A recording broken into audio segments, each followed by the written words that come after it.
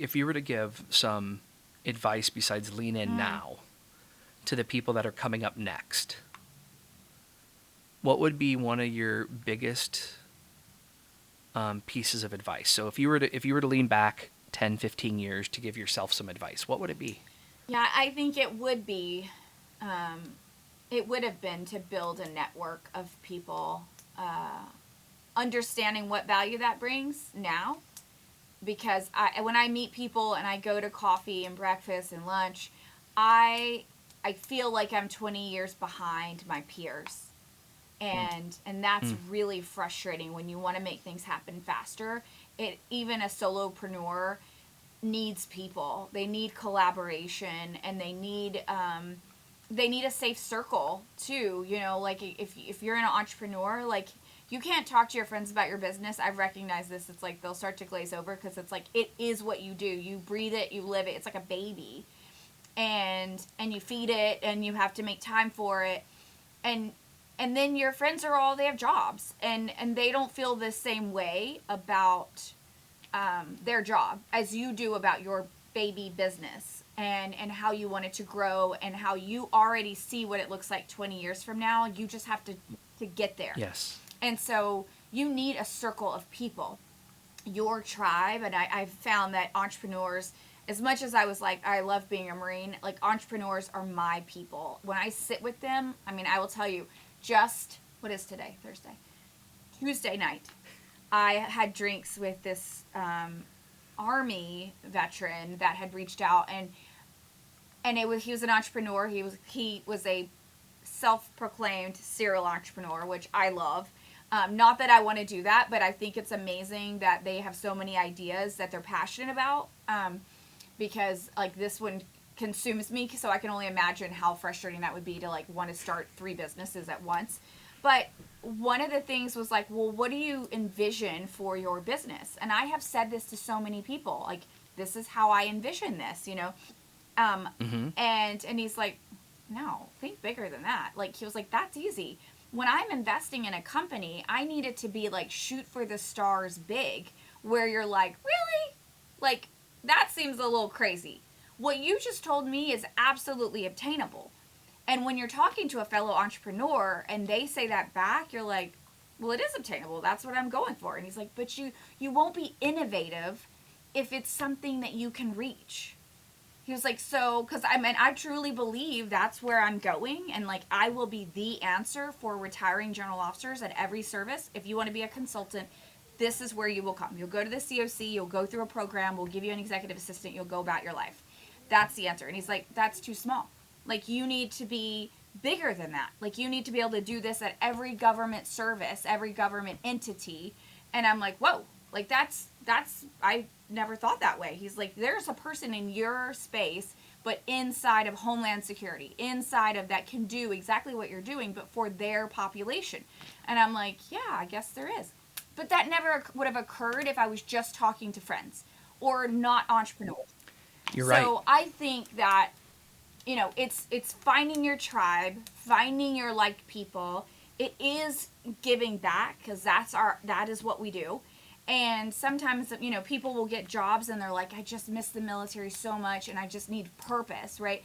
And so sometimes the job has to pay the bills. And so I say, except if that job isn't fulfilling your like purpose life, but find purpose life on the other part of your day, and that's your 501c's that desperately need somebody to pour into them, and they Mm-hmm. will, then you can find purpose, because you're going to see real, you know, change, or whatever you're passionate about. You're helping that group of people, and there's a ton of them, and that might be where you find your purpose. It's not at work, but it's your off time, and it's your weekends, and it's hanging out with people that are like-minded, and are going in the same mission. So I think it all goes down, Zach, to people, and surrounding yourself with authentic, loving, kind, and inspiring people. And if they don't fit that, then they might not deserve to be in your orbit. You know, I'm pretty happy that you're in my orbit because you're my type of people, and I love your energy and passion. I love what you're doing, and you're right. Not everyone wants to talk about the Yeah. baby all the time. You got to find the people that will talk about their I baby and then let you talk about your baby. But Yeah, and then just save and it for them, because I've realized like, okay, she's still over there feeding her baby, right? But they can glaze over, and it's not their fault. It's just when you find entrepreneurs, you realize like the visionaries, and they're just a different type of person. Not everybody wants to build something that they had in their mind and just make it real. I mean, that's a lot of I know. energy. So, yeah, you find your people, and you might have 4 or 5 different tribes that you get energy from them in a different way.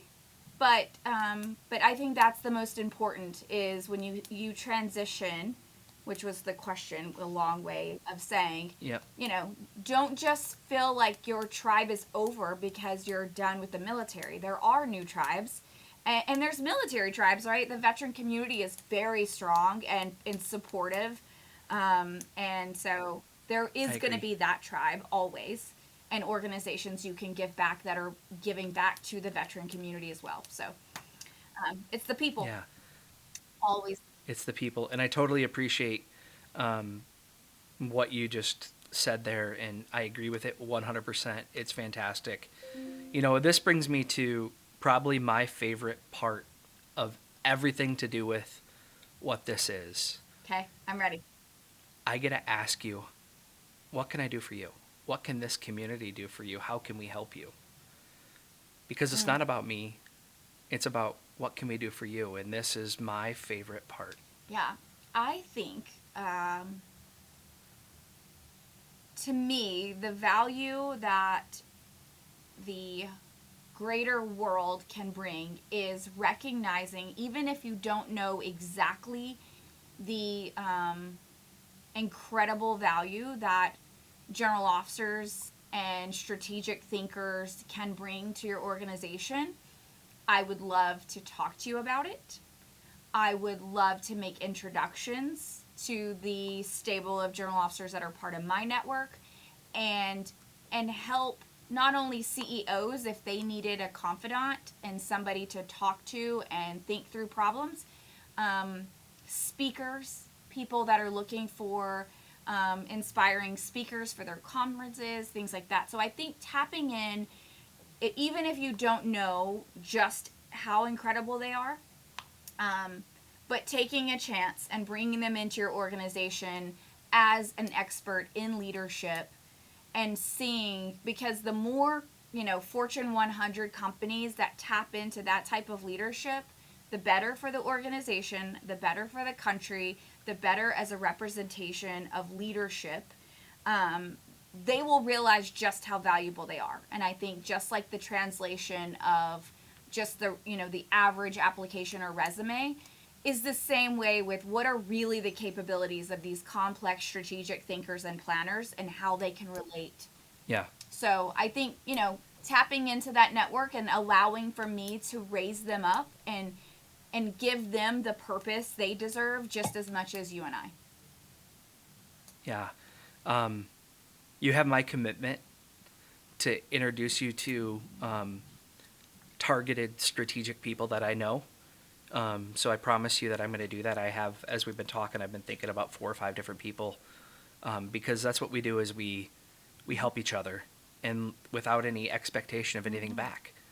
And that's what I get the most energy from out of this is how can we infectiously create energy around the community to give back to each Mm-hmm. other. And Misty, I'm honored that I got the chance to help share your story today. I love it.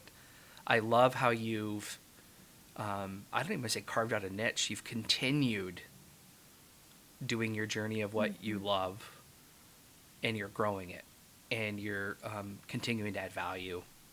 And I'm honored to be able to have a chance to say that you're my Yeah, bud I now. love it, Zach. We're buds forever. I love it, and thanks for letting me share the story with you ahead of time. And I'll let you know how it Yes, turns out. please do. But And this will not be the last um, time we speak, so don't even worry. We can stick something on the calendar for a touch point soon. okay, cool. And good luck with your Thank you. event tonight. I hope it goes well, and keep going forward. And just I got a saying that I learned. It's one step at a time. one That's day at right. a time, right? And sometimes you got to take it in bite sizes. And so I just, when we get those big pictures, those big visions, Yeah. just I got to ground myself sometimes because not everyone thinks like you said, like big picture all the Right. time. And Yeah. I get on my soapbox too, and I'm just trying not to do it right now because Well, it was wonderful speaking we'll with save you, it. and I look forward to hearing from you You again. too. All right, thank Bye. you so much. Have a